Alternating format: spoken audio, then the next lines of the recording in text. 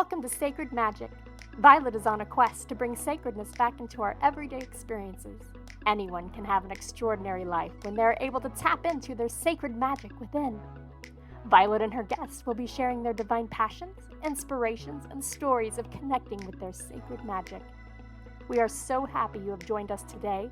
Let's get started with your host, the magical creator of Discover Your Spiritual Gifts, Violet Rayne.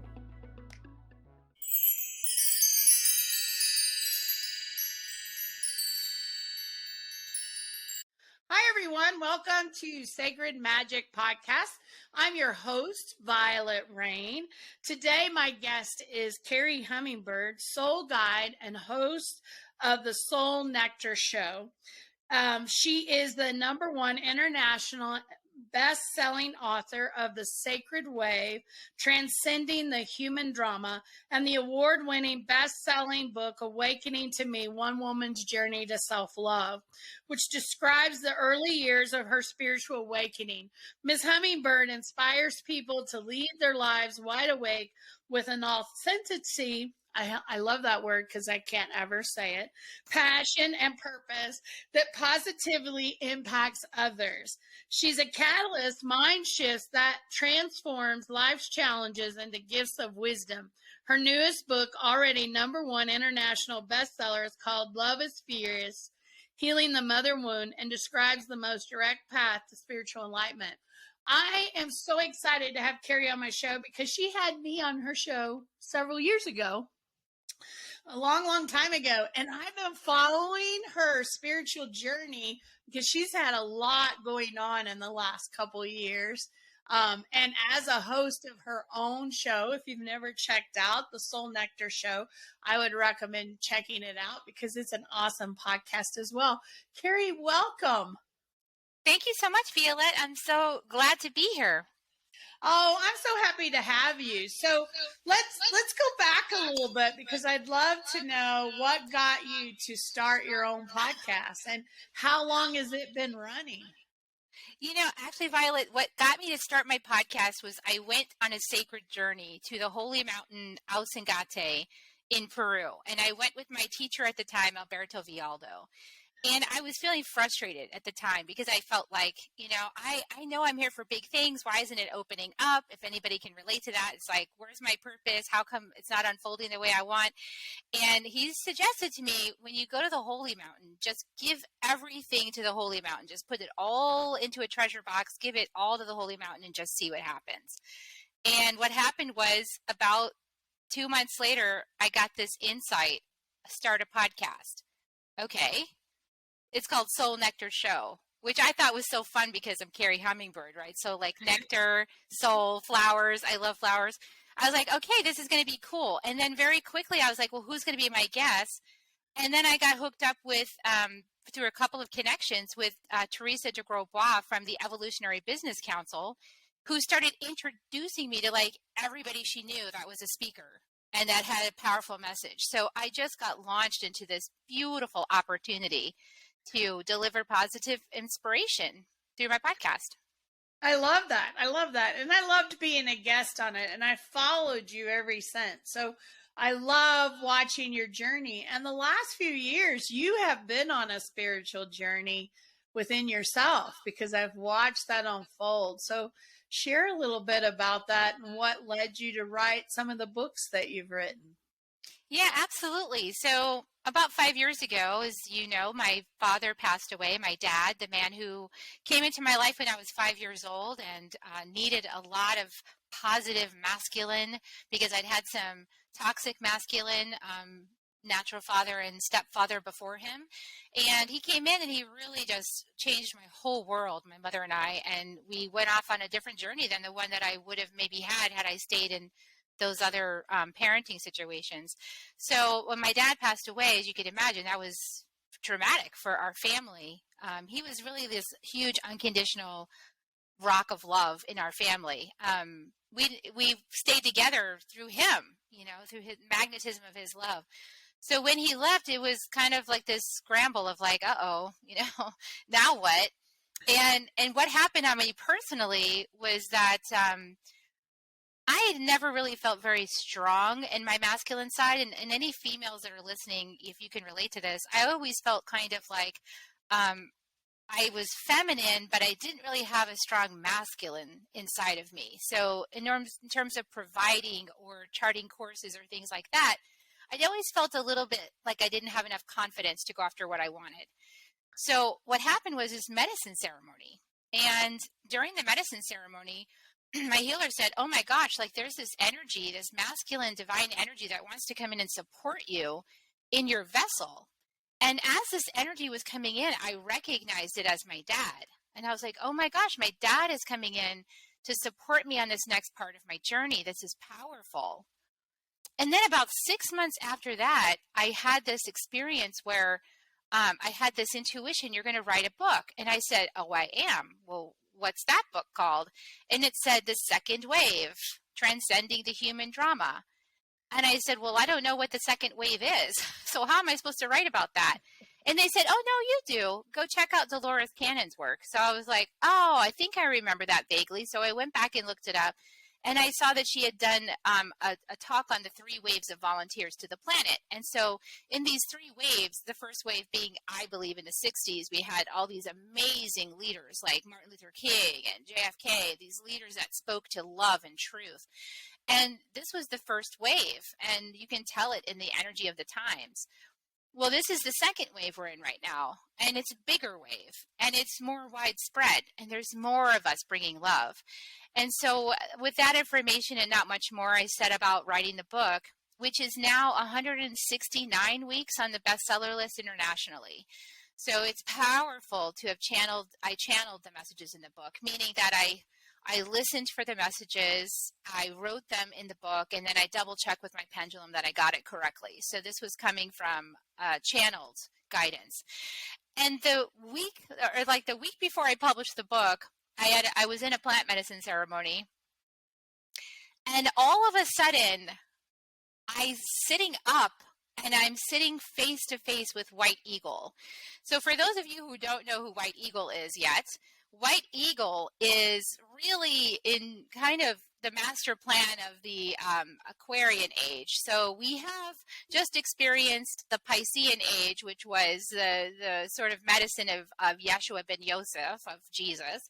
We're heading into the Aquarian age, which is all about White Eagle and indigenous wisdom and Mother Earth and honoring the earth.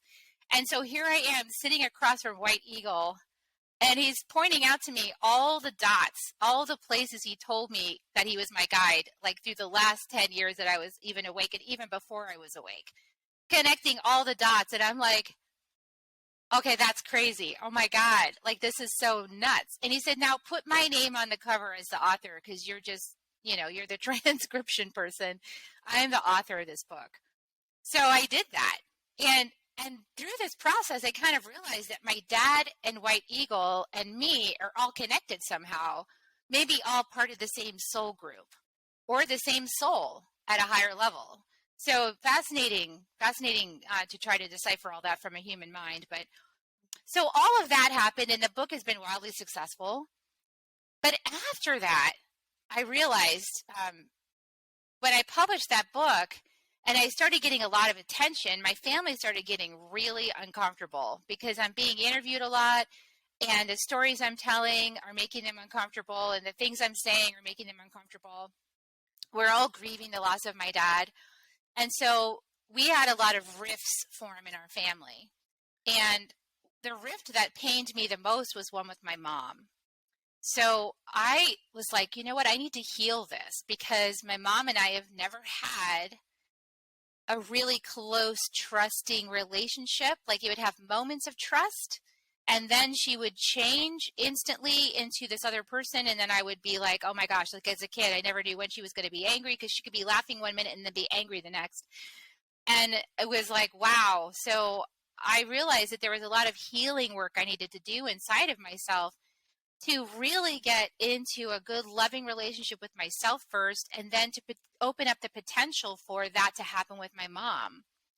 So I spent the next 3 years writing Love is Fierce, Healing the Mother Wounds, and doing this deep dive into myself, into my ancestry, my ancestral women, the toxic patterns of disempowerment in the feminine, how we mistreat each other because we don't feel powerful, and this power over matrix that we've been experiencing as part of the toxic patriarchy.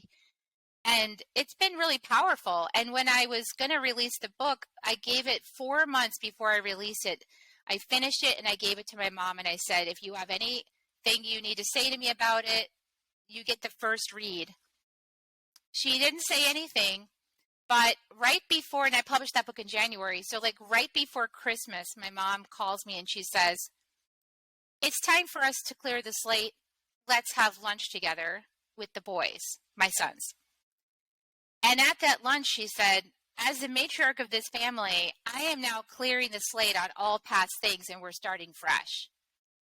And this had been my prayer not half an hour before with my support group and my spiritual training.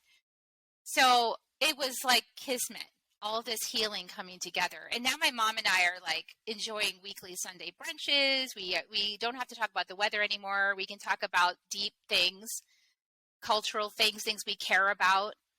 It's amazing. I'm getting this chance. And I know you've seen it, Vialet, because you've been watching. It's like I get this chance to be close, loving, and trusting with my mom. It's like the biggest blessing.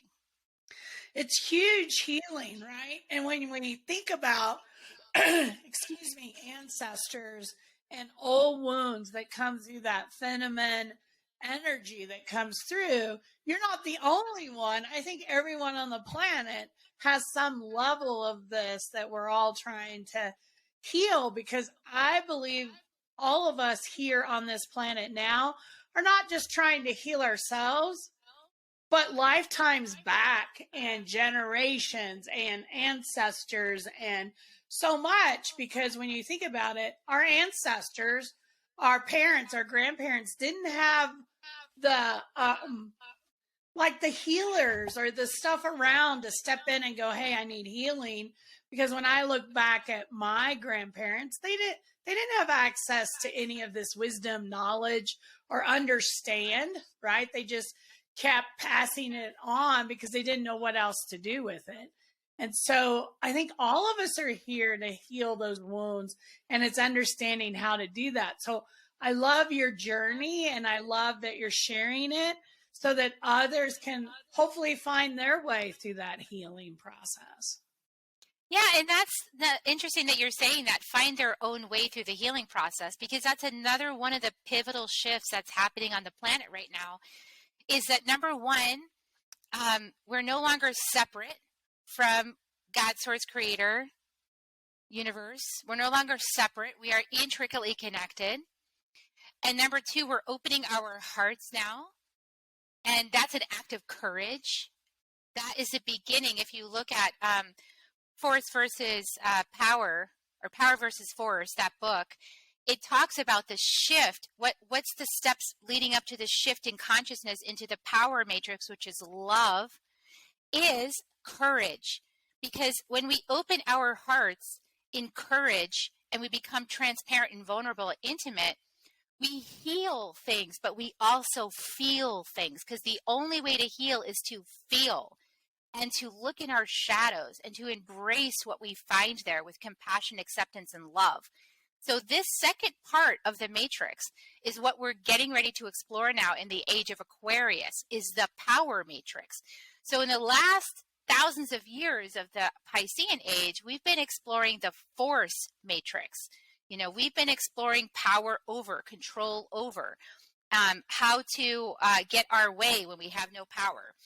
So now we're going to explore, okay, well, now that we have power, how do we use that in right relationship? And this is an individual path. So one of the messages that came out in the second wave book was that this is a thumbprint journey. So when you look at your thumbprint, you know your thumbprint's unique. They've proven it through science. There are no two thumbprints alike. That's why they use it for identification. So if you know that your thumbprint's unique, that means you have a unique life journey. That means no more conforming. So like all the religious institutions are all going to have to change now if they want to stay relevant. They're going to have to change out of this. There's one right way, and they're going to have to open that there's 8 billion right ways on the planet because there's 8 billion of us navigating our soul's journey. And if they want to stay relevant, they're going to have to adopt a new model so that we understand that there's many, many paths to the source. I love that. And it reminds me of Microsoft, or your computers. There are a zillion ways to save a file. There are a zillion ways to open a new document. There's not just one way. All of us do it a little differently. We all approach life a little differently. We all resonate with things differently. It's just one example of there's not one way, one thought, one belief. There are lots of different ones. And I think that's what makes it so beautiful is that we're all walking our own journey. And instead of forcing you to be on my path, what if we just accept that everybody's in a different space and it's okay where you're at? Yeah, and it's like walk on my path with me for a little while if it inspires you. You'll pick up some tools, some strategies, some information, some wisdom, some experiences, and then maybe you'll get attracted to go walk with some other people for a while. So like the days of the lifetime of being with a guru, like those are done. This is now like let your own heart lead you to the places that you need to go to collect the pieces of the puzzle that you need to collect so that you can create your, finish your own puzzle, and you are the one that has to explore that because nobody else can. Yeah, they can't. So do your books help people have insights that, let's say they don't even know where to start to do that healing? Do you give some insights not only of your journey or of how others can look at their own healing? Because I know some people want to heal, they just don't know how. Yeah, so the books actually are definitely the last two books, Love is Fierce and The Second Wave, are energetic transmissions just as much as they are reading and listening. And so what that means is that when you consume the book, you're actually getting the seeds of the work that I've done on myself. You're getting those seeds. And in the case of the Second Wave book, you're getting the transmission energies and frequencies just as much as you're reading the words. So they're actually activating remembrances in you because you already know all this stuff. I'm just reminding you. It's activating your remembrance of things.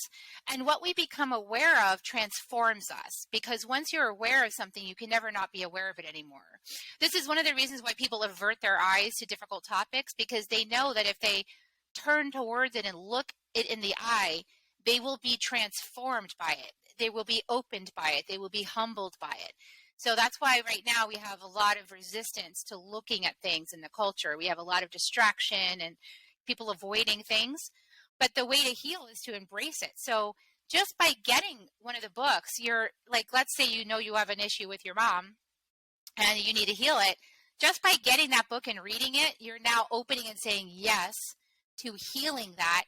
And then the transmission in the book is going to work with you to support you in that healing process. You're going to get the insights you need to try new things in order to have that healing happen. It's not just like reading my story. It's actually a healing and a transmission. I love that.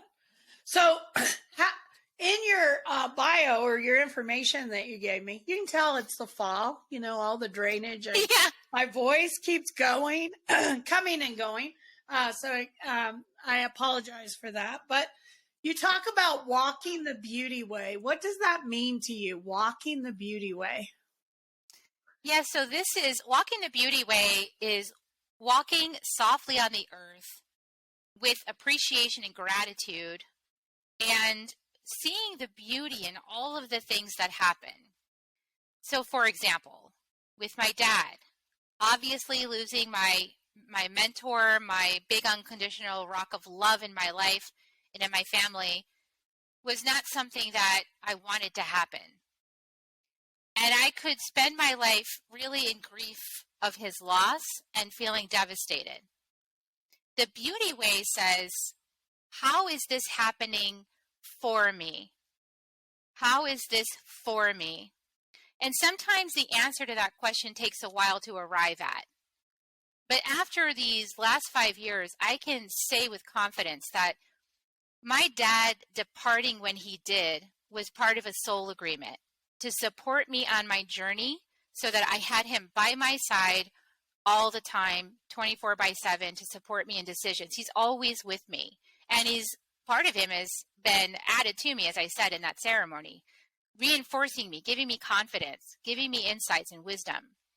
And it helped to heal my relationship with my mom, because my mom and I would not have worked on our relationship if my dad was still here, because he solved everything. He was like the buffer. So without my dad there, my mom and I were forced to work on our relationship together if we wanted to have a family. So in a way, we see the beauty of that. We see that that is actually a blessing. And then I can be grateful for my dad sacrificing himself in that way to create a space for my mom and I to build something beautiful together. So this path is all about, as an Indigenous path, and as you can imagine, Indigenous people have had to really practice the art of the beauty way over the last several hundred years, having their land stolen from them, being, taken on the Trail of Tears to a place that they'd never lived before, losing their traditions, being indoctrinated, having their children taken to Christian schools. I mean, there's a lot of things that are very painful that Indigenous people have had to endure. And when I look at the Karo Nation and the high Andes Mountains, I would say that they have been most successful of the people that I've seen in being able to walk the beauty way, to see the beauty and everything that happened, because they are now able to completely open their hearts in warm embrace to all people who want to learn their methods of healing and to walk the beauty way as well. That is powerful forgiveness, gratitude, service to Mother Earth, for them to be able to invite us all into their traditions at this point in time after what they've experienced as well from Western colonization. So I would say walking the beauty way can give you so much inner power when you choose to humble yourself, to listen, to open your heart, to move beyond "it shouldn't be so" into "why is it so?"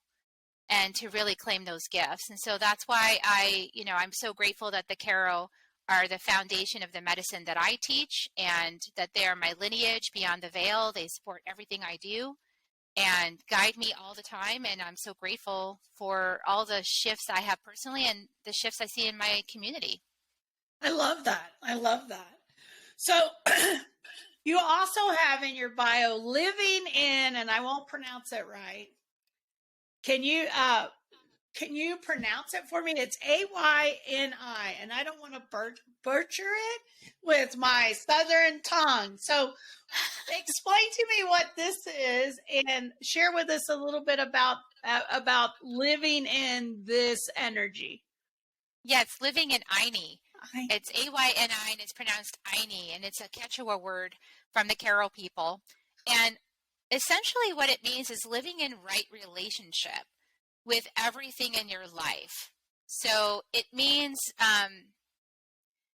it means different things in different contexts, but essentially it's harmony. It's being in harmony with what's happening. So in flow, if you think of it as harmony and flow, and it has to do with that, it's for me, not to me. It's for me, through me, and even by me, because I'm a soul that chose this life journey. So it's for me, through me, by me. This is happening. And so how can I create harmony given the context? How can I create beauty given the context? How can I open to Mother Earth to harmonize and make this beautiful for everyone, not just myself? Because the Ayni is about yourself in the context of the planet, yourself in the context of the universe, yourself as an agent of love. And so it really calls us forth to step out of our personal objectives, our personal agendas, and into a greater picture of ourselves as part of what Richard Rudd, and this is from the Gene Keys work, Genekeys, calls the synarchy. So when we're in harmony in nature, when there is harmony in nature, there is sacred geometry that happens instantaneously. The sacred geometry is the Aini. When things are in Aini, there's sacred geometry. So, for example, Richard Rudd talks about this, and I'm going to come back to that in just a second. But first, I need to go to Masaru Emoto's work with water. So, Masaru Emoto, Masuroemoto, Masaru Emoto did work. He did scientific research into water, and what he found was that when people put love into water, or compassion into water, or gratitude into water, like intentionally, and then he would take a drop of that water and put it on a petri dish and then freeze it, it would turn into a beautiful snowflake with perfect sacred geometry.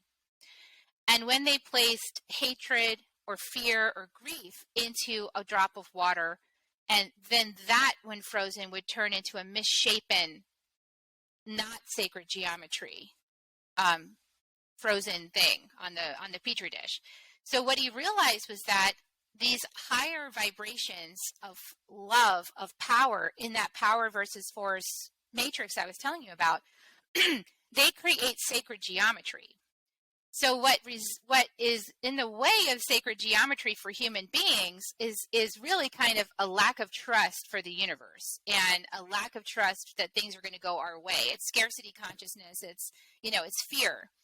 All the fear matrix that we live in, the fourth matrix, prevents the sacred geometry. So when Richard Rudd is talking about this, he's talking about, in particular, one gene key starts at reaction. Why do people react?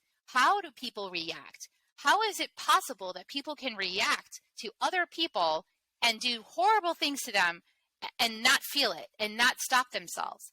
This is because of the shadow of reaction. It closes our hearts and it separates, and it says, these are my people, those are the other don't matter, so I can act towards them to even kill them because they don't matter. So when we're in that state of mind, we're in the shadow frequencies of force. And we definitely do not have pretty sacred geometry snowflakes from that consciousness. But when we rise through revolution, which is the gift of that gene key, and we challenge all of our structures that create that, the egoic structures that create that separation and that othering, when we challenge that, what happens is that we have the capacity to lift to the truth, which is the highest frequency, which is rebirth, because we are here now on the planet to rebirth a new species of humanity that is Homo luminous, and Homo luminous is producing those Aini snowflakes, those perfect sacred geometry snowflakes.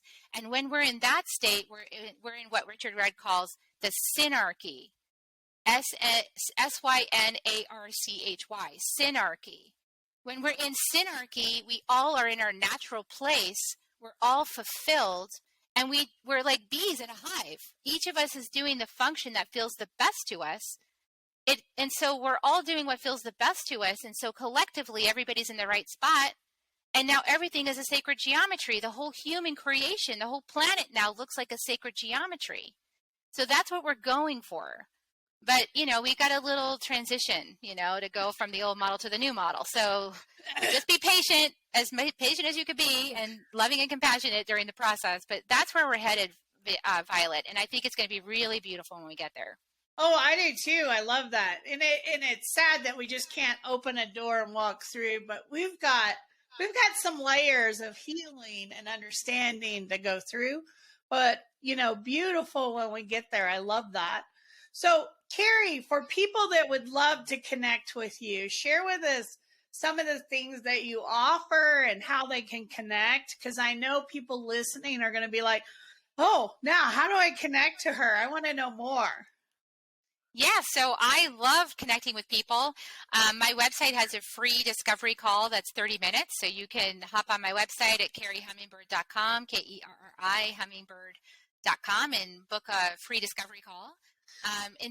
In terms of other work I do healing work with people. I do shamanic healing sessions.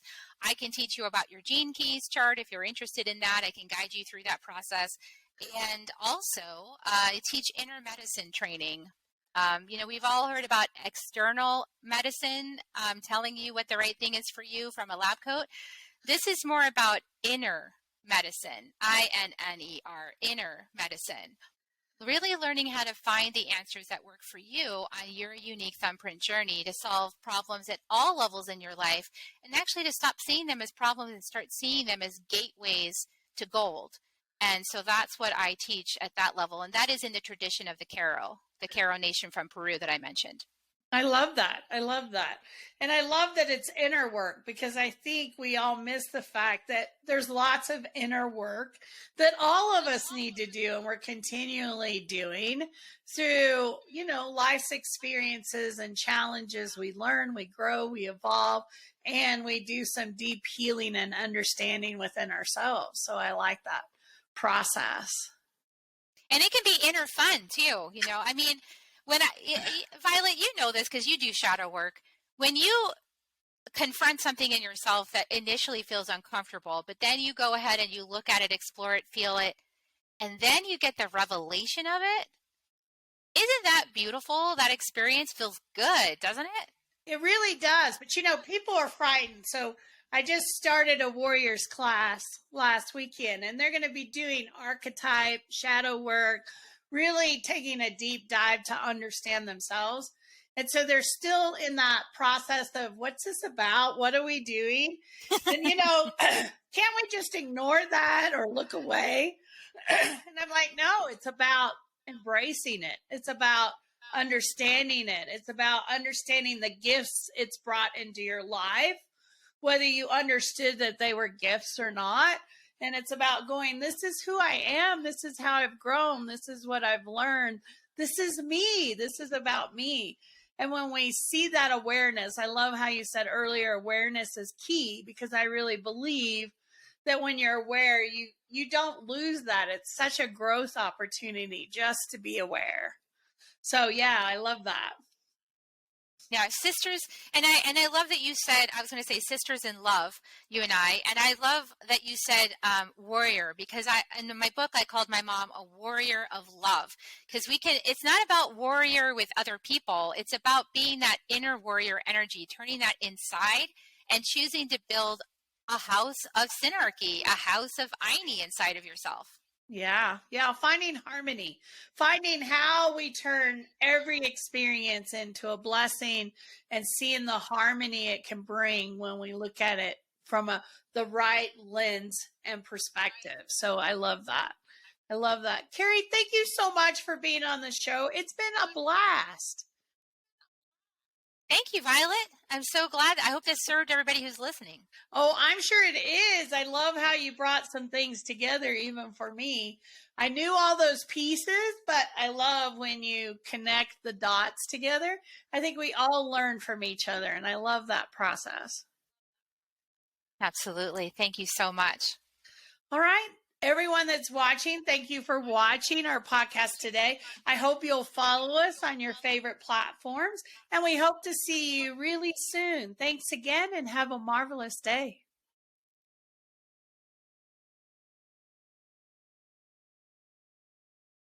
Are you looking for an opportunity to fill your energy tank? When was the last time you invested in self-care? Vialet leads a weekend retreat every year in Woodland Park, Colorado.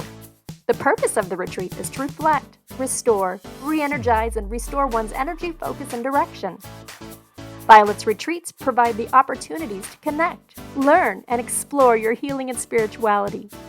What are you waiting for? You can find out more about this annual retreat at www.discoveryourspiritualgifts.com.